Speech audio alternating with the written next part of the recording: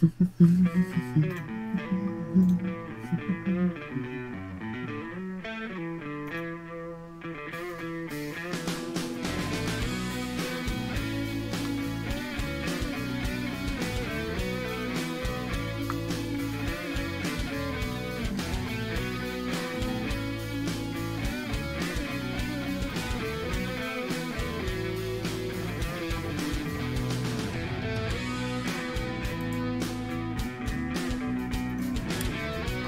Comcast. Fuck them. Yeah, fuck them. Fuck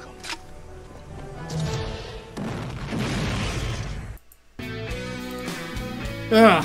We got a lot to talk about today.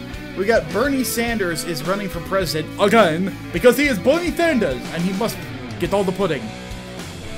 We're going to talk about some failures on the Democrat front line, both with Alexandria Ocasio-Cortez, the fresh face of the Democratic Party, narrative failures when it comes to Jussie Smollett and the press, and a little bit more. My name is Micah Curtis. And I'm Alex Baldwin, and damn it, I am impatient. Welcome to Micah and The Hatman on Politics Live.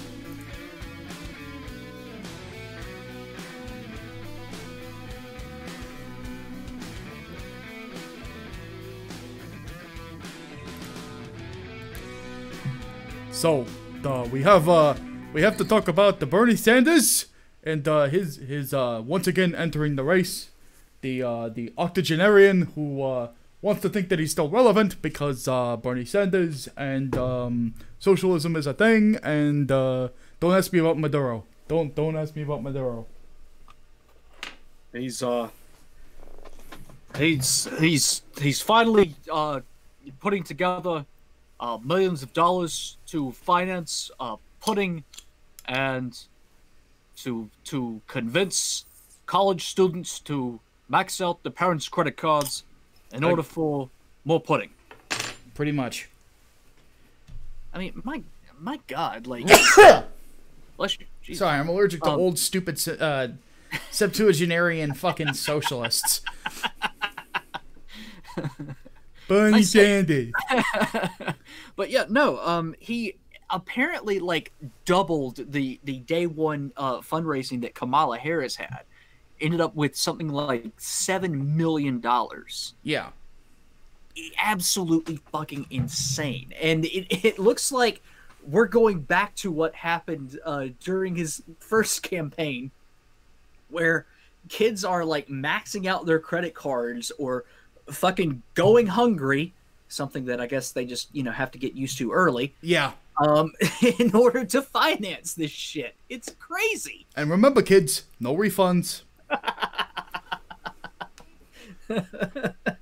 Oh man, I will never forget the kids that were pissed off in the Sanders for President subreddit because they maxed out credit cards and maxed out their campaign donations. Oh, I hit my $2,700 limit, and I find out that Bernie Sanders is supporting Hillary Clinton now. Does that mean my money went to finance Hillary's campaign? Can I get a refund?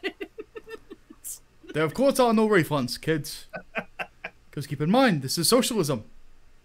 I'm not taking pie from you. I'm giving pie to me and the pudding. But yeah, it's rather jacked up, to say the least. And what's funny about this is that there's resistance to Bernie right out of the gate. Mm-hmm. And unlike last time, where a lot of people were saying that Bernie Sanders, he's a breath of fresh air. It's unbelievable that this old septuagenarian is running for president and giving Hillary Clinton a go. The media knowing that the Democrats would never let him win. Mm-hmm. And now he's getting resistance right out of the gate. And what we were actually reading this right before we tried again, was that the Florida Democrats called out Sanders for his stances on Maduro and Venezuela because, of course, and this was something what people were pointing out back during the 2016 election, was that he will never call out Maduro, never talk about Venezuela, and he avoided the question anytime he got it, and he still does. Because Let's be honest. Socialism. Yeah, exactly. He's never going to admit that socialism is a failure.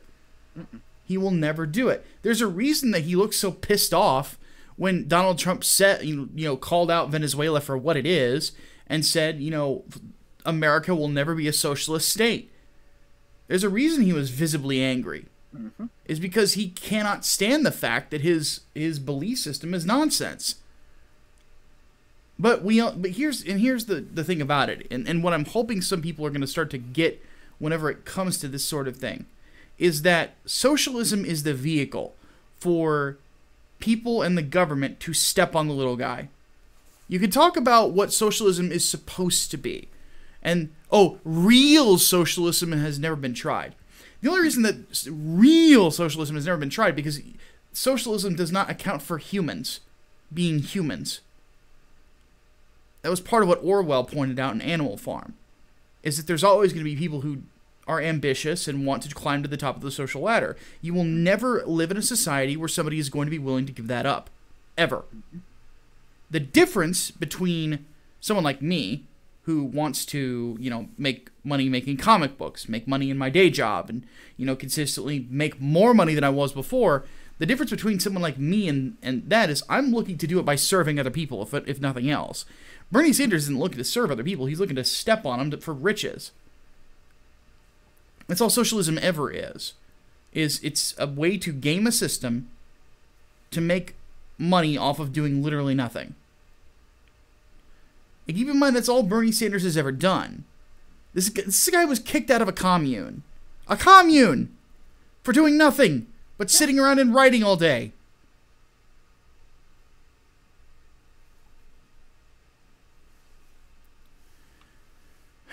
So, and on top of that, he's also getting kicked back from the progressive wing, which he's been kowtowing to from the get-go, for being too white.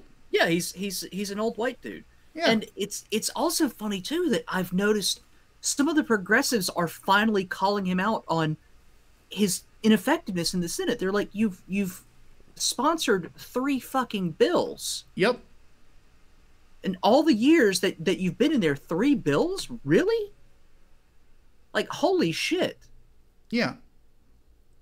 So, I think people are finally waking up to the farce that is Bernie Sanders. It's a lot of promises, a lot of flowery language, a lot of, it's almost reminiscent of Obama. How everyone thought, things were going to be great and perfect and hope and change. Was going to provide for everything you would need. You'll get an Obama phone even. And minority got an Obama phone. But like, I think people are finally realizing, like, yeah, maybe he's not all, as cracked up as we made him to be, fucking 3 years ago. Yeah, and I think that a lot of young people, yourself included, who thought that Bernie was a breath of fresh air years ago, that was before you and I started the podcast, because I think that around the time we started it, you had kind of soured on him. Yeah. Yeah, and a lot of young people are saying, oh, I like having a job. Oh, I like having money. Oh, he doesn't. I do. I enjoy going to work, even if it is for the fucking government.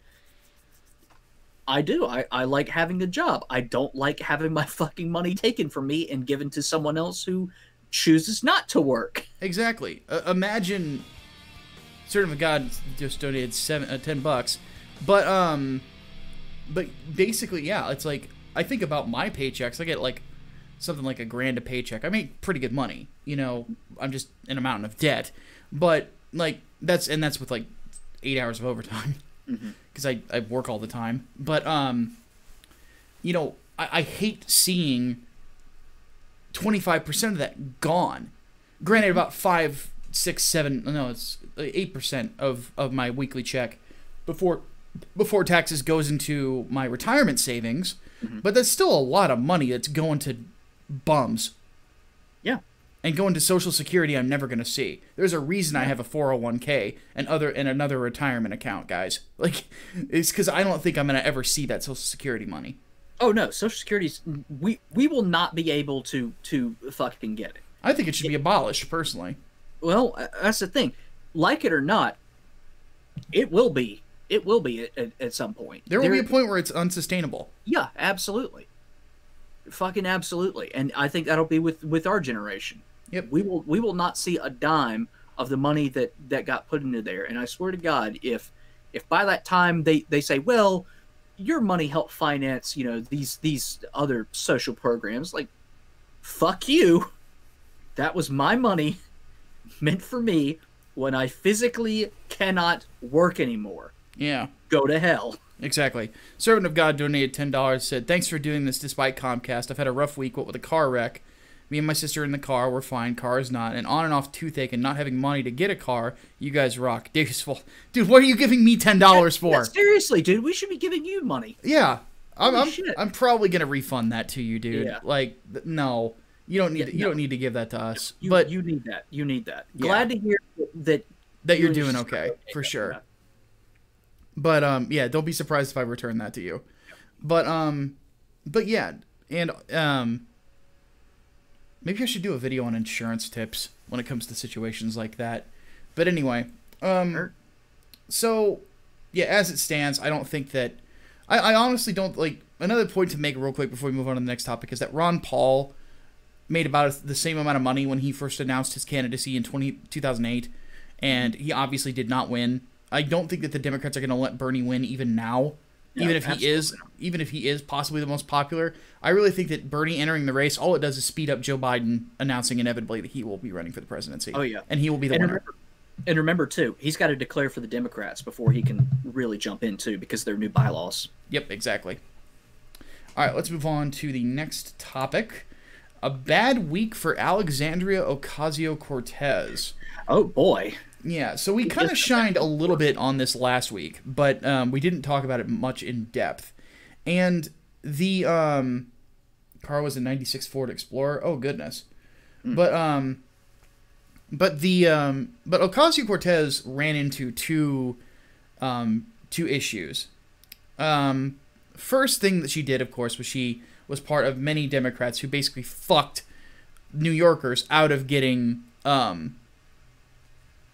Amazon there, costing the city millions in jobs. And she thought somehow that she had saved people money. We did it! Cue that one fucking scene from SpongeBob with the whole city on fire. We did it! We saved the city! Yeah, pretty much. That's exactly what it is. Like, it really is one of the dumbest moves I think I've seen in a long time. Mm-hmm. Of course, and we talked about the Green New Deal. The Green New Deal is, of course, getting panned. It was actually funny. Dianne Feinstein, some of Alexandria Ocasio-Cortez's supporters in California, because the Democrats love cheap shots, got a bunch of kids to approach Dianne Feinstein and beg her to support it. Feinstein told them off, which was hilarious. She's like, I know what I'm doing here. And I'm like, when Dianne Feinstein is the logical one in the room, you got problems. But when it comes right down to it, she's not getting support from the Democrats unilaterally. She's getting support from the Junior Socialist Club, obviously, from certain people, because what the Green New Deal is it's a pipe dream of a magical world where you can all live off of man no longer lives on bread alone, but on unicorn farts and puppy kisses. Hold on now, Micah. It's not a pipe dream. They don't like pipes, remember? Fair point. But yeah, Feinstein, not for the Green New Deal. Democrat leadership in general, not for it.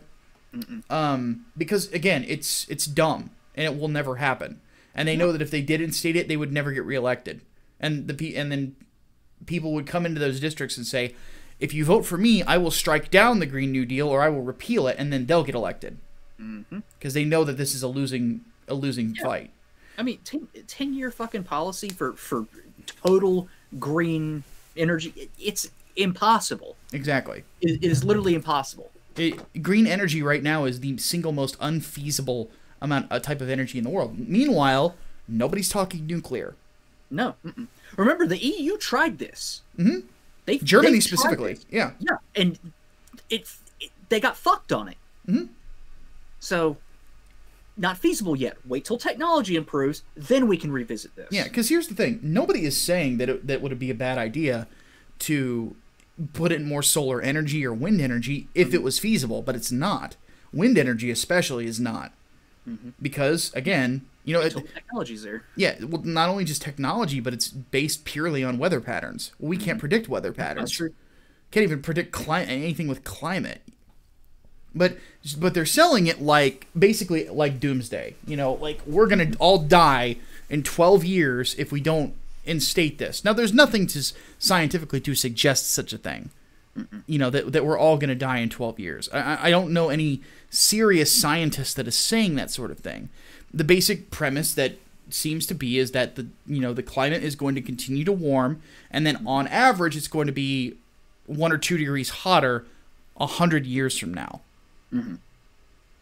That's not a lot of a shift, all things considered. And you know, anyone who's studied history or science, you know, could tell you that you know, the climate has shifted as time has gone on, warm to cold, warm to cold.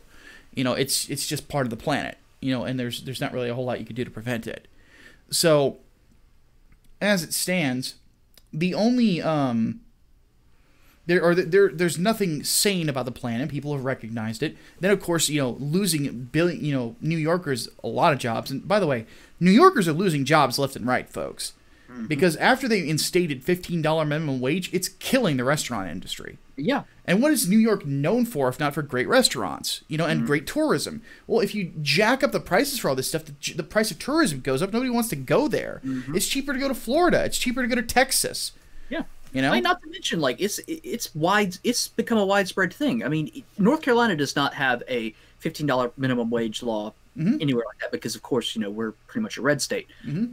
You're still seeing, like, automated fucking tellers in restaurants. Yeah. It's fast food especially.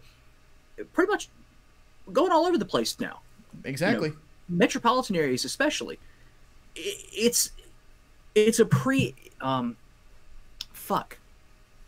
forgot the word. Anyway, it's a strategy to basically offset any kind of disputes they get into once a $15 minimum wage, if it's actually federally enacted, goes into fucking policy. Exactly. They are, you know, and all it's going to do is speed forward, you know, automation. That's all it's doing. It's leading us down that road. And what really gets me is that I see well-known, and we talked about this very briefly with Aiden, but it sort of gets into like the thoughts of people like Charles Murray and Sam Harris that we're going to need some sort of a living wage or what have you to keep people alive, or universal basic income. And I'm very against that because that is socialism. You know, you're instead of just giving people money, you're basically giving people money just to exist, and I'm very against that. You have to earn that cash. Yeah, absolutely. So, but as it stands, the final thing that got Cortez in trouble is basically gaming the system to get her boyfriend a job for the State Department, and also for one of the people doing it, oddly enough, is somebody who was working with the Young Turks and with Cenk. Curious. And it's pretty disgusting stuff. We don't have a lot of time to go into detail on it because we've only got 10 minutes to cover the topic, and we've already been talking for 9. But basically, the idea is that there was cash funneled through a political action committee to basically get certain people who were working with the Young Turks through the Justice Democrats project into her staff there. And it's pretty disgusting. So what I'm going to do is I'm just going to refer everyone to something. Is 2 episodes ago, the Ben Shapiro show, Ben goes into great detail in regards to how this whole thing happened. And needless to say, this woman is corrupt, like any other socialist. Oh yeah, here's a teaser for you. She tried to claim that her boyfriend was her spouse. Yep. Yeah. And then claimed that people were doxing her. Because a public email address, by the way, that everyone in the United States is supposed to be able to access or be able to see the name of, was doxing someone. Yeah. Bullshit. Get over it. So, and yeah, for those of you who haven't seen him, he is like prime beta male. Oh yeah. If I remember, he kind of looks like a brunette TJ Kirk. Or like an old photo I saw of him. I'm like, ironically, very white. Yes. All right, let's move on to what is part 1 of 2 kind of this topic for us this week. So we're actually not going to go into details on Jussie Smollett himself right now. Just quick recap, fake the hate crime. Ladies and gentlemen, just to let you know, America is such a nice place that to really be harassed or to be, what's the word I'm looking for? To be, not subjugated, oppressed here in the United States, you have to hire 2 Nigerian guys to do it. But that's basically what he did. He hired 2 Nigerian guys to help him fake a crime. And the big thing for politics on this, because this really is a 2-bit thing. There's a narrative part that we have to discuss for entertainment because it's part of an overall theme on the entertainment podcast this week. But when it comes to politics, what we saw politicians, the 2 most vocal being Cory Booker and Kamala Harris, and several members of the media diving in and taking Jussie Smollett's side on something that seemed fishy, and then now he's arrested and facing a felony charge for filing a false police report, which here in Illinois is a big fucking deal. Yep. Let me put it this way. There are not a lot of common things within Illinois these days that we all agree on, sadly, though most people here do get along. One thing that we all agree on is that you should not waste the police's time. No. Absolutely. Ever. And cops don't like having their time wasted either. Because there are things here in this state that, even down here in Bloomington where I live, there are things that the cops have that are more important to deal with than some hoaxer. So this is actually a place that I've actually known for them to be very aggressive with when somebody files a report for rape, going after a false report. Like, this is one of the few states I know that's very aggressive with it. So, as it stands, the media got behind Jussie Smollett and tried to portray the country as this terrible, horrible, no good, evil place where there was there's some sort of roving gangs of fascists going about that are looking to just hang a young black gay man like Jussie Smollett. Roving gangs of fascists carrying bleach and a noose in freezing fucking weather. Yeah, because right out of the gate, this sounded preposterous. Oh, yeah, and we talked about it, too. We were like, this is incredibly fucking fishy. Yeah. And we didn't want to say anything until, like, all the facts were put out, which was obviously the smart thing to do. But you had people who were just paying lip service to Smollett instead of actually being journalists. Don Lemon being probably the chief among them. Where I saw clips of him saying, like, texting me going, I know you think that I'm annoying, but I'm just wanting to make sure you're okay. You're not a journalist. You're a fucking hack, Don. Mm-hmm.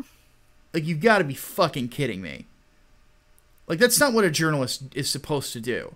No. I would know. I've been there. Because here's the thing. Whenever you're a journalist, you kind of have to have this thought of, at the end of the day, hang the world in their thoughts. The facts are what matter. Mm-hmm.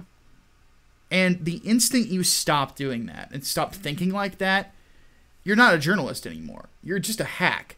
Exactly. You're just a partisan douchebag. Well, yeah. It is ridiculous. Yeah. You have Van Jones comparing Smollett faking this crime to the death of Jackie Robinson.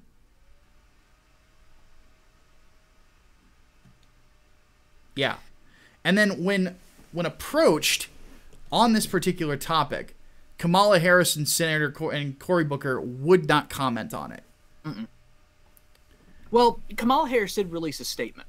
Yeah. Which basically amounted to, well, stuff like this happens all the time in Trump's America, so, it stands to reason that we would believe such a thing. No, well, ridiculous, first and foremost. Statistically speaking, not true.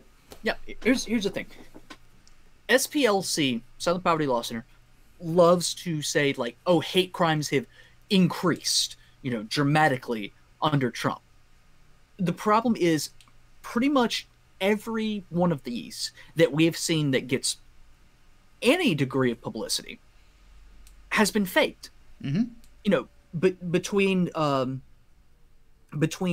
angry black dude spray painting swastikas on the side of his church, this fucking remember the fake anti-gay cake, yes, from Whole Foods, yes, that one, yes, set up by a gay preacher that he put, what was it, like, die homo or something like that, or die F word, like yeah, it's absolutely just fucking nuts. But the problem is these pundits, media, politicians, and hashtag resist, they need this shit to be real. And if that means that they have to make it real, they have to fabricate it, then by God, they're gonna fucking do it. Yeah, they'll gonna fucking do it. They'll go full Orwell if they feel they need to. Absolutely. And it's despicable. Yeah, it is. It is. Because what it does, just like we've talked about this before, false rape claims, it harms actual fucking victims. Because now people are going to fucking doubt it. Now people are going to, their first line of thought is going to go to, you made this shit up, didn't you? Yeah, exactly. It's not a trust but verify anymore. Yeah. At that rate. Because the trust has been eroded. Exactly. One thing that I remember from when I was a kid, it's a story time with Micah, is my dad, very strict guy, very disciplined guy. There's a reason that I'm so strict and disciplined myself. You meet my dad, you'll understand.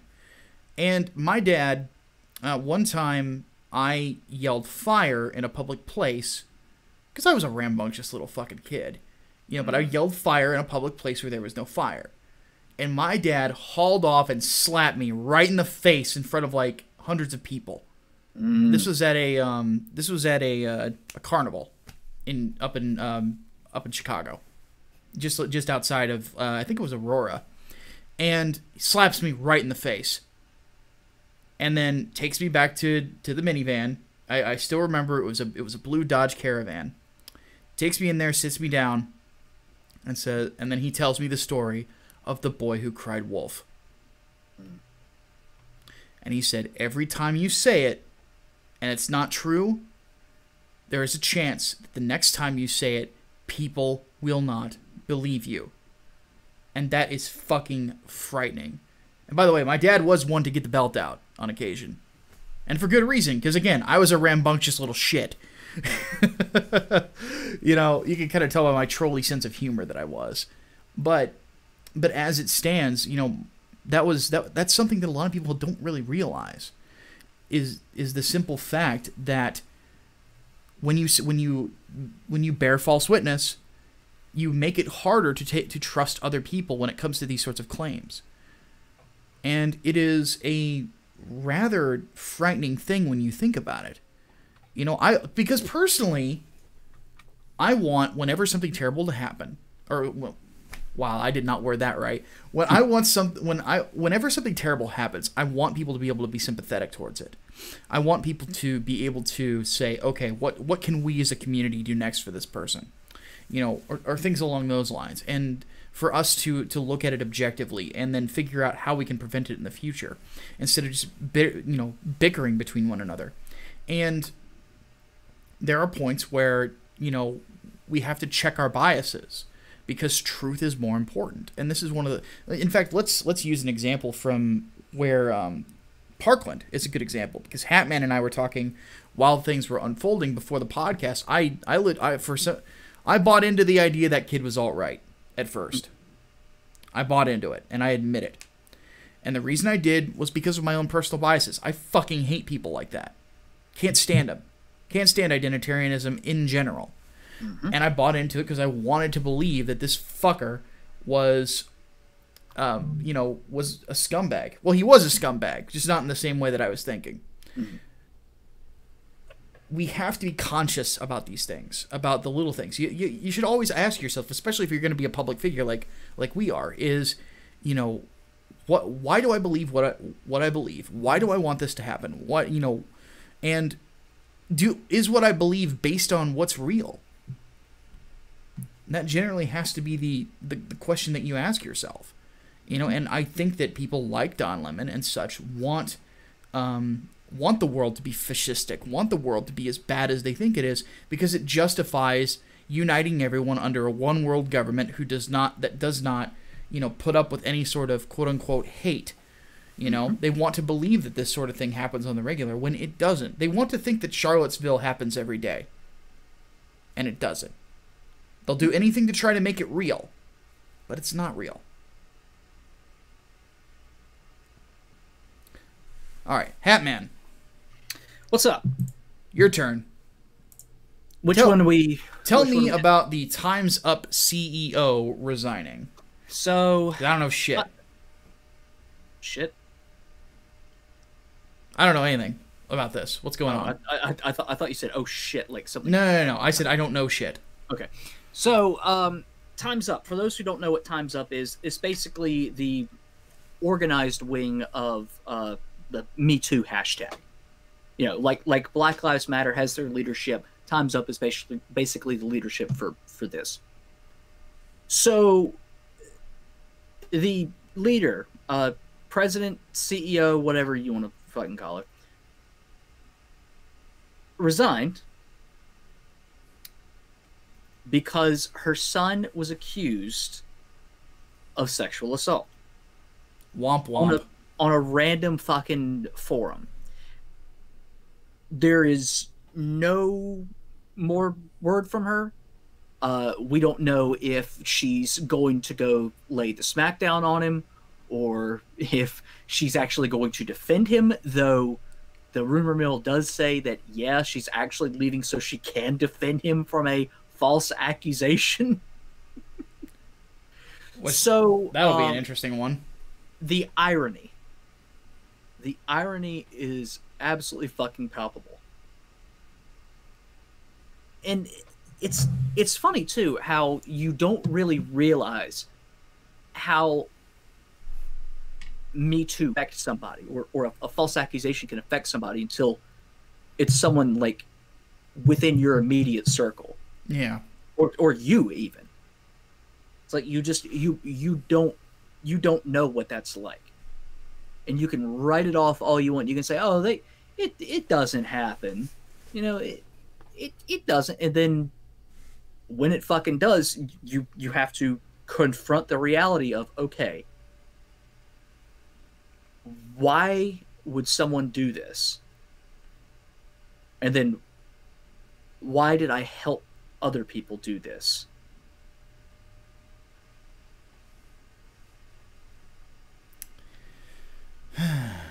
And we don't know whether or not this accusation towards her son is legit.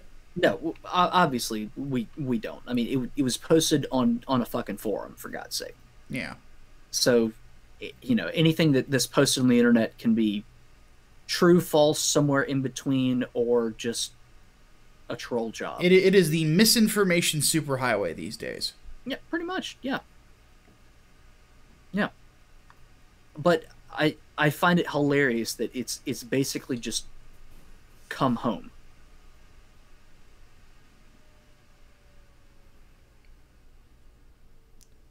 What I'm hoping is that, at least for her, this will be a lesson that anybody can make accusations about anything these days. Mm-hmm. Like fake hate crimes.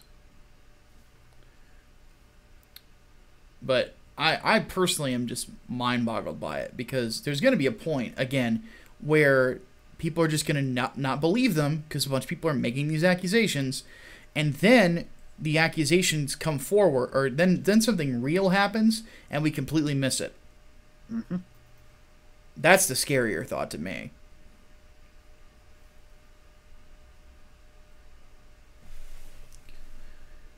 All right, let's move on to our final topic of the day. Hatman, this is in your backyard, so I'll let you take lead on this one as well. North Carolina has some voter ID woes.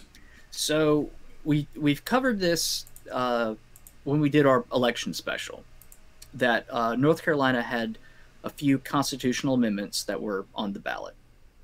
And two in particular, the voter ID and income tax cap, were very strongly supported.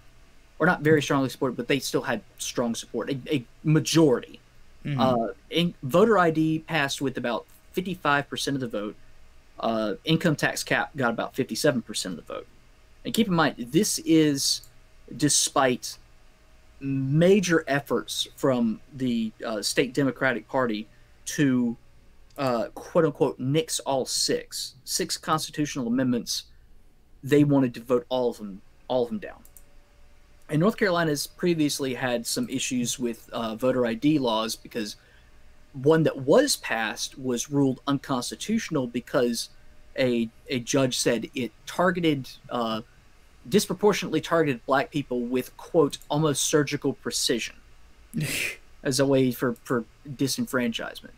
Wow. I still don't understand the argument that somehow black people can't get IDs. Yeah, that to me strikes of, soft bigotry of low expectations. Yeah, I don't get it, especially since I believe programs were coming out to actually have them mailed, and even then, like, driver's licenses nowadays are mailed to you. Yep. So I don't fucking. But anyway, and hell, you can renew them online. So I don't understand. Anyway. Yep. Ignore that. So a judge today, or not today, but a judge yesterday? Yeah, yesterday. Has now thrown out the tax cap amendment, which basically says, this is the maximum amount you can tax somebody for whatever. I don't remember if it was property or whatever, but it is, a tax cap. Tossed out that and the voter ID amendment on the grounds that the General Assembly, the state legislature, was so gerrymandered that the election was basically fraudulent. They were illegally elected, if you will. Which sets a scary precedent that a judge can just declare that. Mm-hmm. Yep. An illegally constituted General Assembly does not represent the people of North Carolina and is therefore not empowered to pass legislation that would amend the state's constitution, he wrote. Which is ridiculous. What is that based on? Yeah, it's fucking frightening. I mean, it's more or less the same logic of, well, if Donald Trump got, elected because of Russian interference, then his whole presidency should be thrown out. Any laws passed should be thrown out. All of his court picks should be tossed. Shit like that. Like, this goes back to a legislature that was elected in 2016. So you're saying 3 years of laws passed should be nixed because of that? Yeah, that's frightening. Yeah, it is fucked beyond belief. And yes, it was a Democrat Superior Court judge, more or less an activist judge. Yeah, exactly. Now, more than likely, this will go to a higher court and it will be struck down. But it still does set a scary precedent, because this is disgusting. You can't just judges should not have that kind of power. No, absolutely not. Absolutely not. I mean, and that is reaching, the definition of fucking reaching too. Oh yeah, absolutely. All right, Hatman, are you ready? Ready for a Q&A? Indeed. Allow me to fire up the Discord here. In the meantime, I will go to the emails. Yes. So for any of you who are patrons, remember, all you have to do to get your question in is just ask via the Discord server. If you're a patron and you don't have access to the Discord server, you need to send me a message on Patreon, and I will go ahead and get you a Excuse me. Blah. I will get you a link to get you in there. So all you have to do is be a concurrent patron, and you get access to it. And then Subscribe Star, like we mentioned, will be coming soon for those of you who do not want to go through Patreon, and we will be getting people access that way. It'll just be a $3 subscription that will get you both a basically access to the Discord server and a small discount whenever our merch store goes up. So because you'll be you know the lowest that Subscribe Star lets you do is like $3 to $5. We're gonna go with $5, and that gives you Discord access plus discount to the store, which we are working on. We're working with artists to go ahead and get t-shirts up and stuff like that.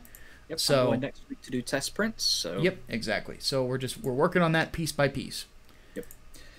All right. Remember, So if you for some reason can't afford getting into the Discord, you can always shoot me an email with your questions. But that's if you know you're going to miss the podcast. Sort of like the Twitter thing. This is questions that you send to me will be answered on the next podcast. They will not be answered on Overflow. They will be answered on the following podcast. So exactly. Alex@hatman.net, and put Micah Q&A in the subject line, or just say question for podcast or whatever. I'll get it. Yep. Also, to the person who apparently was using my fucking email for a love language profile. Oh Lord. I'm sorry, but I have to give you respect, because using nope@hatman.net actually fucking worked. Oh God. It actually worked somehow. Oh my God, Hatman. So that's funny. That is funny. Also, apparently, your number one love language is words of affirmation. So just so you're aware. Anyway, Well, whatever. Anyway, getting to the actual. I do love positive reinforcement. That's for sure. Yes. But anyway, so Helly Ninjato asks thoughts on the SBC's reforms regarding the sexual abuse scandal. Well, I've heard that there was a call for them. I haven't seen anything gone through yet, and whether or not they'll actually be enforced is the real kicker. Yeah.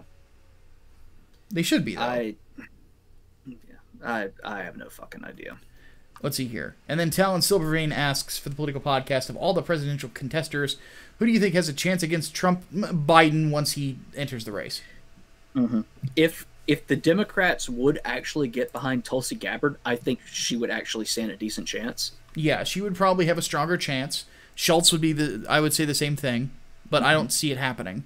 Yeah. Schultz is too divisive because he's basically not a socialist at this point. Yep.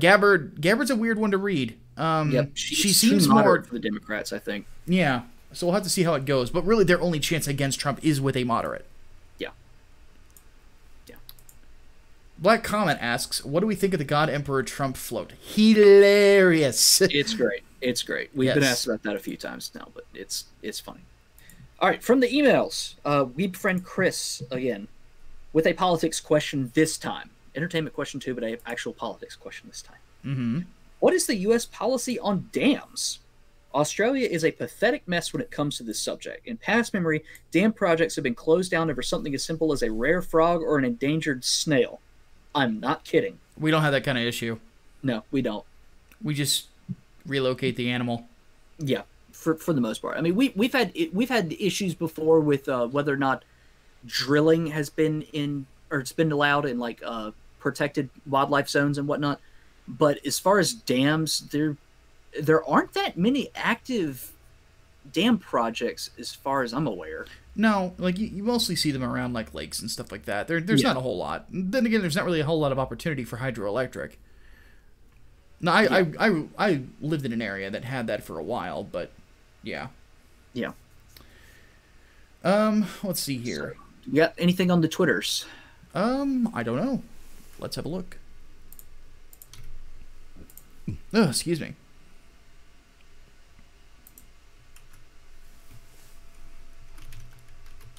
I did not want to see traps on my Twitter timeline. Fucking, who was that?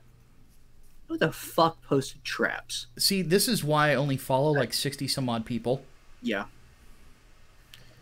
And none of them post nudity. So, there you go. Okay, so let's see here. Most recent. Dank Horse Elric asks, theological question. Said before you disagree with fundamentalism, but you've already said the... Wait, no, I've already answered you that answered one. that one last week. My bad. He says, not sure if... That looks more like... A lot of these are...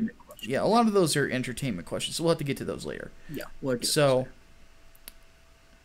All right, let's move on to... So let's get to the chat then. Yes. One thing to mention, guys, for like if you're going to send us Twitter questions, you're going to want to send them before the podcast starts. Mm-hmm. Like if you're going to miss it. If you're here, just use the chat. We're getting a lot better at answering these things quickly, so we can go ahead and try to get to as many people as we can. Yeah. So. Yeah. Just remember, anything that gets in after we've already started goes to the next podcast. Mm-hmm. That's just how it works. Yep. Okay. So Hardwell Entertainment says so. Bernie actually said bread lines are good or something. Yes. He actually did say that when he was the mayor of some city in Vermont years ago. We're not talking about no Panera bread either. Mm-mm. Okay. Eclectic asks, do we think global warming preachers are reacting to snow falling down in places like Las Vegas, Florida, and Hawaii? They're going crazy. That's part of the reason why they're claiming that the world's going to end in 12 years. Well, keep in mind, too, they've abandoned the whole global warming naming, and now it's just climate change in general. Yeah. So this, if it snows in an irregular place, then that's proof of climate change. Yeah, exactly. It kind of shifts around all over the place, but I don't know. I'm not completely engaged on the whole climate politics thing, I'll admit.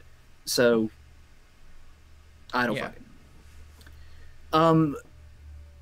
thoughts on the Covington kids suing the Washington Post for $250,000 from Leonardo Juan? Here's my response. Cheers. Hell fucking yes. I would drink to that, but my cup is empty. Then I'll drink twice.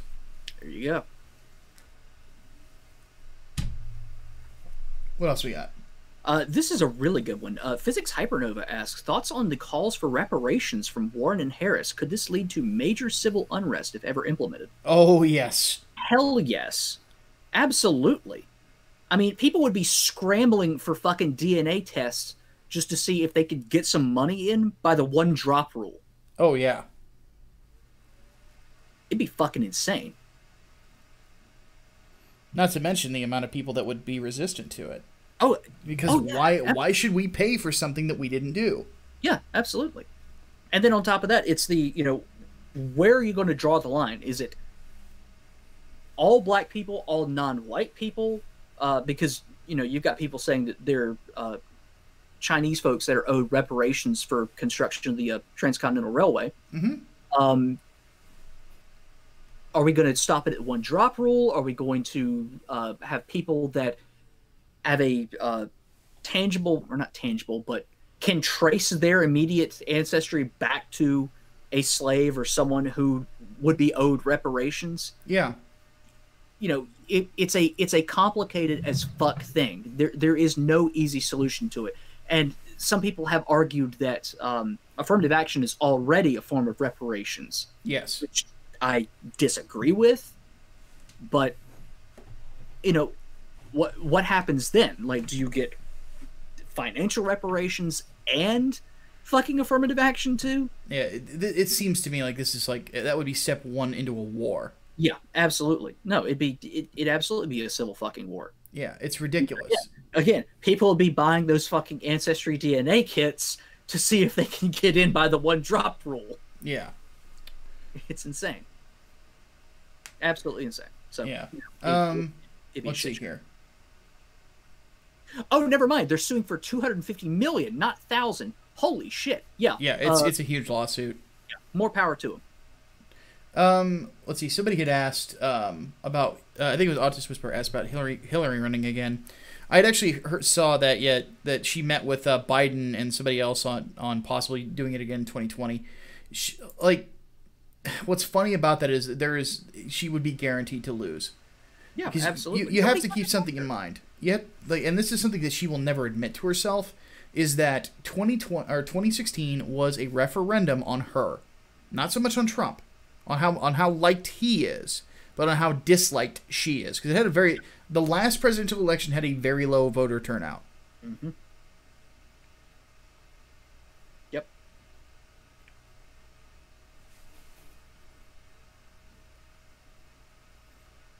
So yeah, it was a And keep in mind too, she had been the assumed nominee since Obama won in 2012. Oh yeah, even as far back as 2008. It was her turn. Yeah, it's like, okay, well, Hillary Clinton is going to be the next one if she fucking makes it that long. So people had literally had pretty much they had over a decade to warm up to the idea of a Hillary Clinton presidency. Because remember, she did run against Obama. Yep. And started the whole birther thing. Yep. So, no. Nobody fucking wants her. And if she can lose to Trump in that kind of election, the her year election. Now imagine if he's, after 4 years of people getting adjusted to him and his popularity actually going up. Yeah.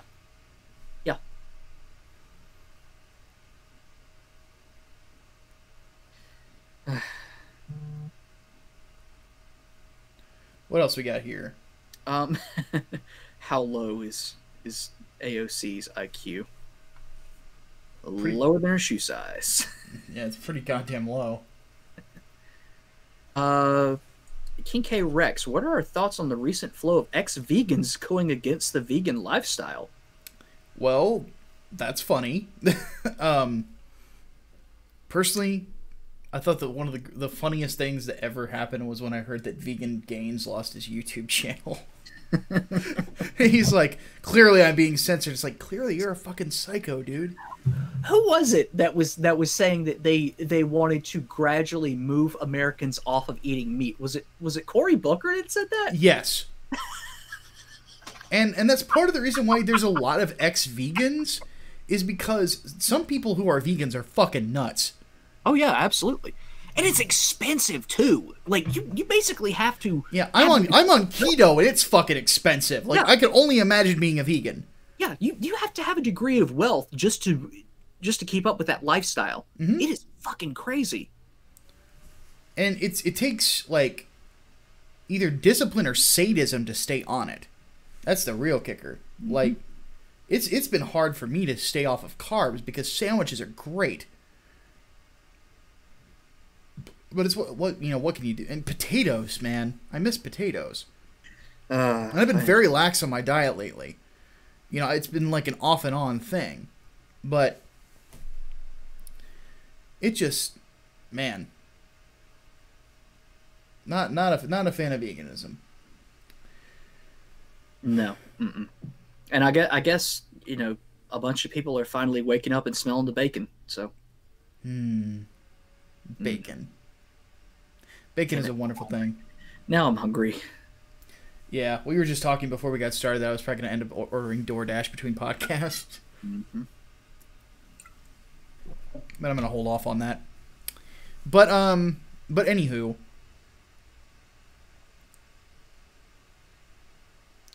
Who else we got there? Let's see. What's this idea of progressives that whites don't get into trouble? Well, the whole thing with progressives is that they think that, white people are in general privileged. Mm-hmm. That there's some sort of societal... It's the same thing as patriarchy theory. There is this idea that, just in general, society is slanted towards white people. Now, that's not the case at all. I have no reason to think that. I don't think there's any evidence that supports that. So...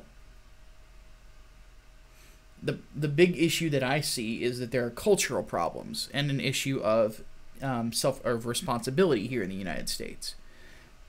First is that there and both of these issues strike the African American community because they're the most urban dwelling. Mm-hmm. Is that oftentimes they live in poorer neighborhoods, and they're there's a large swath of a victimhood culture that has permeated it for years because it's all about blame Whitey instead of, get up and make something out of yourself. And a lot of times, black men who say get up and make something out of yourself get shouted down by the ones who want victimhood culture.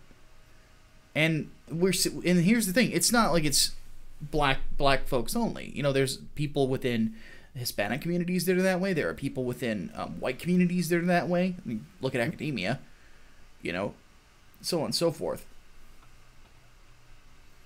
It's just that's generally the issue, is victimhood culture. Now, thankfully, there is starting to be some pushback against it. Because at the end of the day, what you have to say to yourself is, I will not be a victim. I will make something of myself, despite the fact that the situation around me is shit. Because a lot of people do get raw deals, but it's not a sex thing, it's not a race thing, it's not a, religion thing, it's not anything like that. It's just sometimes life sucks. And to quote Dennis Leary, get a fucking helmet. Because my life sure as shit is not easy right now. I mean, God, I can't, I bought a car where it's almost impossible to change the fucking battery in it.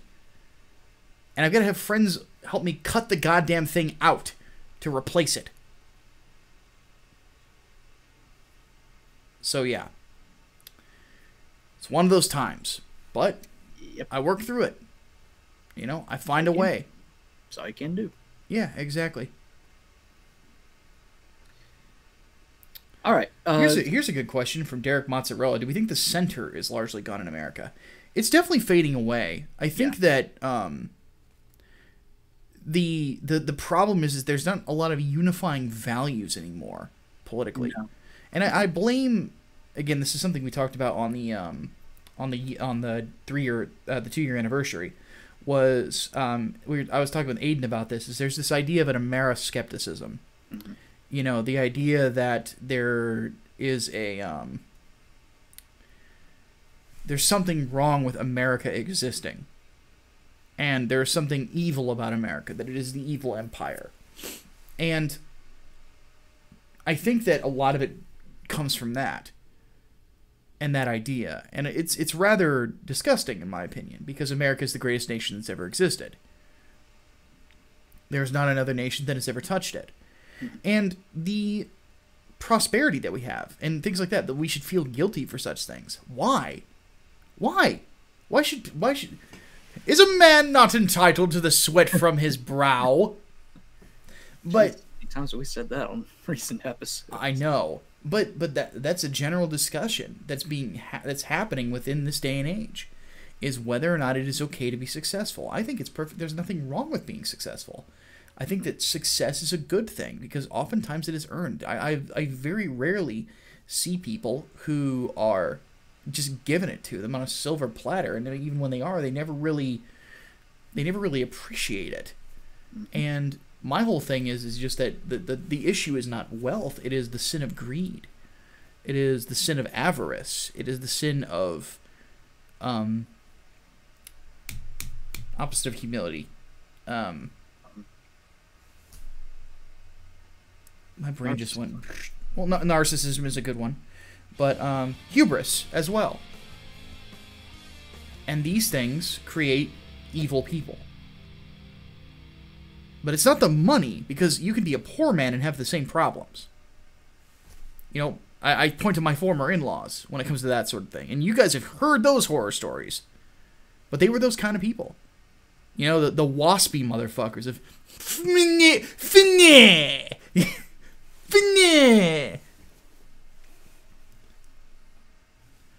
And then finally, Darth Bobcat donates and asks the question. And by the way, folks, if you donate money, we will answer the question right then and there. What is the worst social networking in terms of making its users miserable? Twitter. Yeah. Fucking absolutely Twitter. Exactly. So. It's ironic because I hate Facebook more, but Twitter just... I've had more moments where I had to physically put away my phone or close my laptop or whatever because Twitter's pissing me off. Oh yeah, absolutely. Just holy shit. By the way, there's something that I forgot to do when we were talking about the climate change people going crazy. Oh? Millions will die! Alright, folks. Oh my god. we're gonna go ahead and move on to the entertainment podcast. Oh my lord. I haven't done that in a while. But for those of you who have been here, thank you so much for being patient with my internet being a shit. Thank you for I'm probably gonna give Servant of God his money back unless he tells me not to. And thank you Darth Bobcat for donating as well. But we're gonna go ahead and I'm gonna get changed out of my suit and into a metal shirt. I haven't decided whether or not I want to wear the Slipknot one or the Megadeth one. Let me know in the comments. I'll decide on what you guys want. But on top of that, stick around. We're gonna be talking a little bit more about the Jussie Smollett thing. He gives me more money. Theological question: the third seal in Revelation, King James Version, sounds like economics, not famine. Your thoughts? It's socialism. Let me hold on a second. Let me look this up. We'll stick around for a few minutes longer. Denarius for bread. 3 denarius. Let me look at the King James Version because I know the New International Version reads a bit differently.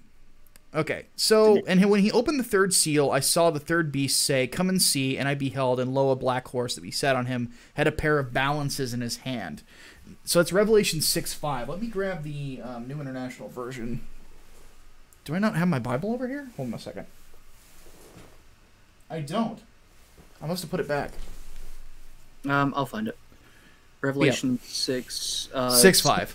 5 through 6, because I think 6:6 is the okay, NIV. But also, by the way, guys, put your questions in for the overflow now. Tag Brainbox Boy. He is here this week. Do it. Okay. So 5 through 6. When the Lamb opened the third seal, I heard the third living creature say, "Come." I looked, and there before me was a black horse. Its rider was holding a pair of scales in his hand. Then I heard what sounded like a voice among the 4 living creatures saying, 2 pounds of wheat for a day's wages, and 6 pounds of barley for a day's wages, and do not damage the oil and the wine. The horseman of pestilence, I think. It's supposed to be famine. I mean, sorry, famine, yes. Yeah. And it's kind of both. Yeah. You have to think about how currency and food was weighed at the time, and that's sort of what it's calling back to. Yeah. So it could be both. Honestly, Revelation is really weird. It is. It's all symbolism, and yeah. there's like trying to get this is. And let me just tell you this. My Revelation teacher in college, when I was studying theology, basically said that the 2 most obtuse books in the Bible that are very hard to discern what they're actually saying are Genesis and Revelation. The beginning and the end. And a lot of it is symbolism. Mm-hmm. And what it's symbolic of, you're not going to know. Because God tells you you're not going to know. Right at the end of the book. Mm-hmm. So, it's an interesting read. The end of the world's going to be crazy. But we're not going to know what's coming. But to answer the actual question, it does sound like socialism, because economics, bad economics, mm-hmm. social economics lead to famines. Mm-hmm. Exactly. All right, guys. We're going to go ahead and take off and get the entertainment podcast prepped. My name is Micah Curtis. I'm Alex Baldwin, and I'm also known as the Hatman. God, I can't speak. Fuck it. He can't speak, but we'll be back in just a minute. Deus Vult.